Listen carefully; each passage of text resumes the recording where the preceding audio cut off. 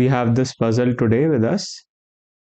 From the first glance, it seems that there is some number pattern that we need to figure out, and according to that number pattern, we need to find the value of 6. Yes, but it is not so. Instead of number pattern, there is some other logic behind this question. Let's see. Look at this number. Let's write the spelling of this number. O-N-E. 1. Let's write the spelling of this number. T-W-O. Let's write the spelling of this number. T-H-R-E-E. Let's write the spelling of this number. F-O-U-R. Let's write the spelling of this number. F-I-V-E. 5. I hope now you are able to figure out the pattern.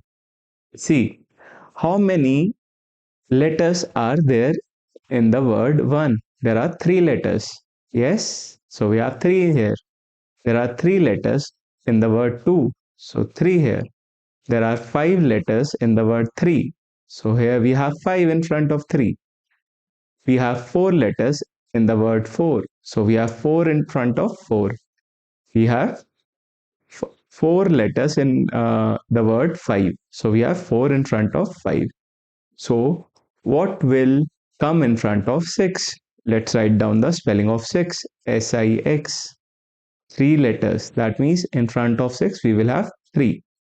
So our final answer is 6 equals to 3. This will be our answer.